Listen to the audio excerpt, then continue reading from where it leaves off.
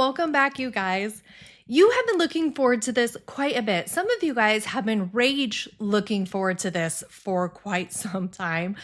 I need to clear off and declutter this nightmare shelving unit situation. Bookshelf. It's not a shelving unit, that's a bookshelf.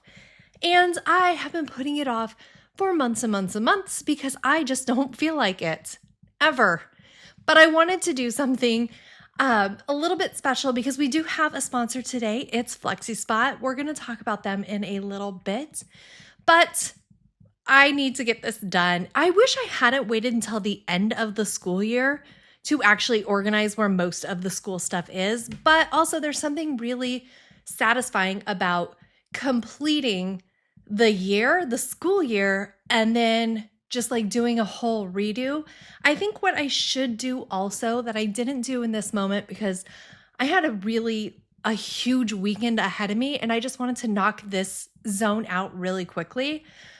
I should have really purged a lot of different curriculum, a lot of different books, but I've been struggling with that. So there are some books on one of the shelves. It's the Ask Me Anything series. I think it's called that. It's the Ask Me series, but it's really childish. Like the green one that I can see, you guys probably can't see which one I'm talking about. There's so much green in this footage right here. The green one I can see is like, are my bones bendy? And so it talks about the human body a little bit, and it's got pictures and brief little snippets of things that just explain like, no, your bones are hard because they're made out of calcium. Or it's like, how did like the Indians survive? Like, how did they fish or something like that? And it would be like Native Americans on the East Coast used to use nets, like just very young. But it is something that Sammy is really drawn to when I'm like, listen, we're going to do book learning as opposed to online curriculum. So we say online school, Me Academy, or I say book learning. And so they'll do book learning and she gravitates to those still. And she still really does pull out a lot of really interesting facts and will drop them on me. And again, like I've said before, so in case you're new, hi, I'm Beth. My daughters are quite autistic. They are verbal, love that for me, but they are super autistic to where I'm not like, okay, now we're going to do calculus. Okay, now let's analyze why Rome fell.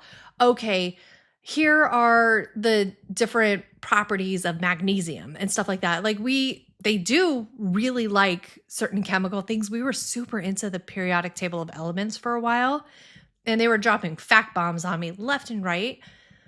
But it's more like the how do you learn, keeping an interest in filling your minds, but I don't really have a dedicated goal. I don't think we're going to chase after a degree. We're not doing any of that in this family. It's just busy work. No, I'm not going to lie. It's busy work at this point because I feel like what she's going to do is get a large plot of land and rescue as many red foxes as humanly possible. And so genuinely, she only needs to know how to care for red foxes. I feel like that's going to be what she does. We're really into it. I have to look at the laws. We'll move to whatever state has tons of and lets us rescue foxes. Really doesn't have to be red. Any foxes would be like amazing for her. So we're trying to organize this. I like to keep things chunked by category. Plus each kid has their own shelf with their good old book learning. Maybe I need to come up with something less old-fashioned book learning. We have so many of those, the what was, who is books. I don't know what they're actually called, but they have the tiny bodies, giant heads. Like it's like, who was George Washington? Tiny body, George Washington's head takes up 99% of the cover. I love those books and I buy so many of them. I'm like, here, you guys, let's learn about all this ridiculousness. And I feel like some of it's like getting really obscured to where I don't know that I need a Who is Taylor Swift book. I don't feel like I need to dedicate time to that, but like maybe, who knows? I mean, we're dedicating time to Mozart. What if Taylor Swift is this generation's Mozart and it won't be silly like a billion years to go, a year from now, you're like, no, I study Taylor Swift theory. I mean, maybe that would be amazing. Also, I spent 45 minutes this morning explaining the Taylor Swift involvement in the Blake Lively, Justin Baldoni case. And I loved it because he acted so interested for all of it. First of all, I don't know, something's going on with him. I think there's something significantly wrong with my husband because he was like, oh, you have to rent a Target at 8 in the morning when it opens. Do you want me to come with you? And he didn't need anything. He just came with me. And then he really listened to the Blake Lively, Justin Baldoni drama interwoven with Taylor Swift and asked really good questions, and he was really focused on it. And so maybe he's plotting my murder. I feel like something sketchy. I have to check. How do I Google, did my husband take out various life insurance policies on me? Where is that, just Google, or is there a special search engine for that? DuckDuckGo, so that I guess I'm not monitored as much and then they don't flag it for my husband to know? I don't know. All right, taking stuff off these shelves, and I'm just stacking it on that ugly chair that I have right there, that stupid one right there. And it makes me think that, honestly, besides the giant green chair that one kid will take up, we don't have very much sitting chairs. We don't have anywhere to lounge around and do schoolwork in this zone. And what if I wanted to pull that in? What if I needed a better chair? Which brings me to today's sponsor, FlexiSpot. You guys know that FlexiSpot has been a massive supporter of the feral community. We've talked about their rugs, the Japanese joinery bed, but most importantly, they helped us put together Mason's room. And that's why I'm so excited to talk about the ultimate luxurious place for nesting. That's the FlexiSpot Recliner XL6. It has built-in heating and massage functions. If you raise up the footrest and tuck in their complimentary pillow, that helps increase blood circulation in your legs, which we all know is incredibly important to me right now. It has independent motors for the backrest and the footrest, which means you can lay almost completely flat. And if you have somebody elderly in your home or with mobility issues, it gently raises you up to make standing a breeze. It comes in 4 different sizes. I chose the extra large, which can support up to 440 pounds, but even the medium supports 400 pounds. I loved how easy it was to assemble and that the material for it is so easy to care for. I chose the breathable leather because I live in Georgia and you need breathable material here. You just do. Leave me alone about it. Compared to competitors that come in at $2,000, you can get into one of these chairs for only about $500. If that sounds like a great deal to you, check the link in the description box below and put in my code YTBXL650 for $50 off of one or $100 off of 2. I don't know. Treat yourself. Be real fancy about it. Thank you again, FlexiSpot, for sponsoring part of this video. I am super excited about all of that. I love that I love that chair. It's really comfy. And yeah, so that is a good idea for me. I think for the start of next year, this year I was going to do it, but I got really lazy and I was like, no, let's just do online school. Let's not put any effort into this. And my kids did a lot of Me Academy, which is an online curriculum. And I really wanted to this year. I didn't do it, focus on math and reading only. And I didn't. I think that's what I'm going to do next year. I am going to hopefully next spring do my giant road trip, that huge one that I had planned that completely fell by the wayside. And we're going to do a lot of American history and geography and all of that really cool stuff while traveling 10,000 miles all over the United States. But beyond that, I think I just want to hit hard on math skills, especially for Calvin. Get those math skills really, really solid.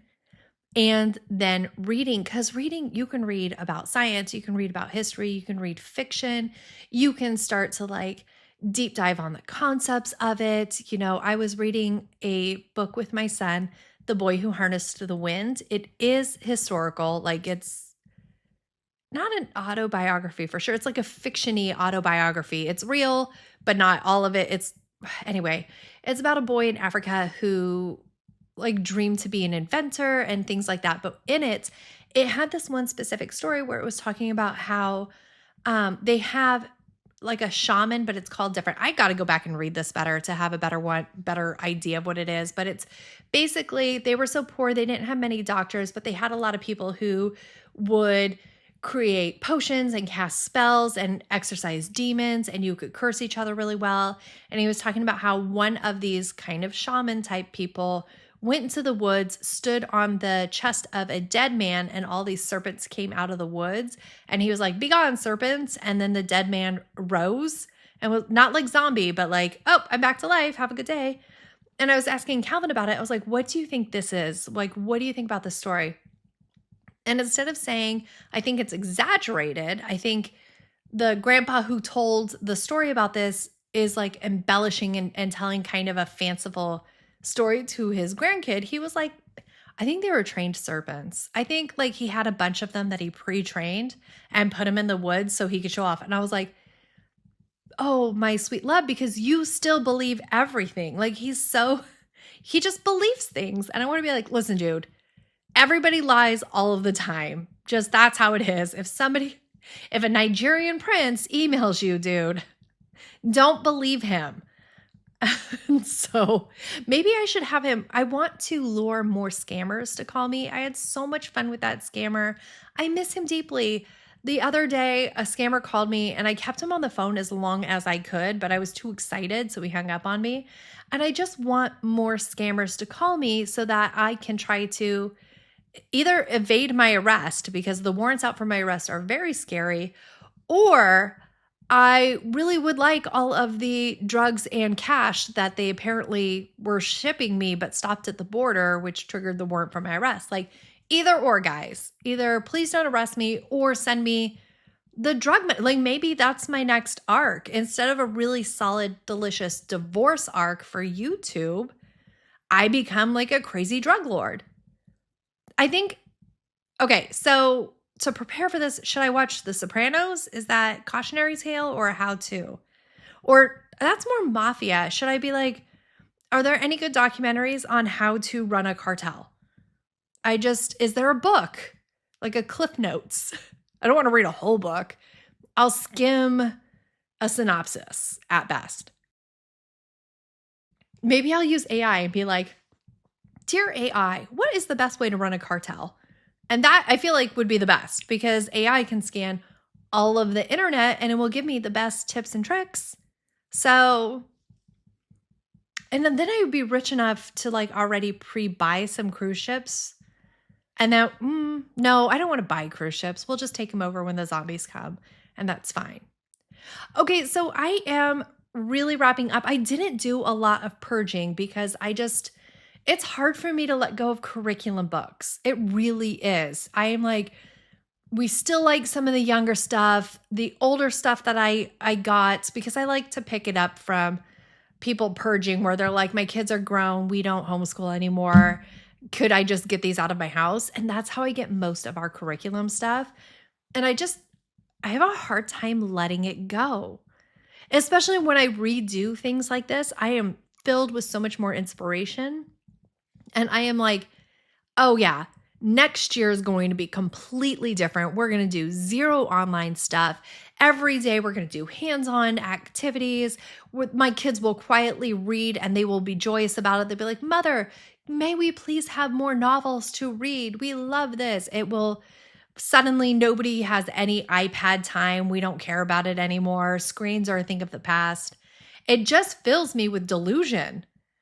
And so I reorganized all of this, and I'm so delusional at this point. I have just way too much, what is it? Ideas of grandeur, thoughts of grandeur. I'm grandizing. But I have my history stuff on the left upper. I have all of my history stuff. Then I have dog treats. And then one of the shelves for one of my kids. Below that is like manipulatives for math. And then below that, oh, there's my handsome little husband. Don't look at him. And then what I'm dealing with now, that's another kid's shelf. Below that is all of our board games, family games. We have throw burrito, I think. And that game, you just throw burritos at each other and it's amazing. Above that is like the Ask Me, but also some art and poetry. I have puzzles and math board games. Then I have the Life of Fred math. I love Life of Fred math. And then my kid stuff, and the very bottom right is sciencey things. And honestly, everything that I throw down here, threw down here. Oh my God. This is all the stuff really that I purged or that I'm willing to give. I think I only was willing to give away 3 or 4 books. That is it. But if I do a full year of homeschooling of where it's book stuff and math, maybe I will be more inclined to release some things, throw some things back out to the rest of the homeschool community so they can pick it up. Also, I need to figure out what to do with these 2 baskets with some of my yoga stuff and miscellaneous. I don't, both of them can't go there. That's for certain. And I was like, ooh, maybe I'll put a rug down, but I don't. I still haven't. I think I just need to figure out my life slightly better, and I will put down a different rug. I think I want another orangey FlexiSpot rug right there. Ooh, double sponsor mention. FlexiSpot. But the dining room rug that you can see the tiniest corner of, that's also from FlexiSpot. It's very orange and vibrant and pretty. Thank you, FlexiSpot, for sponsoring the video. If you guys are interested, check the description box below and use my exclusive code YTBXL650 for $50 off of 1 or $100 off of 2. Again, thank you guys so much. I love you deeply. Bye.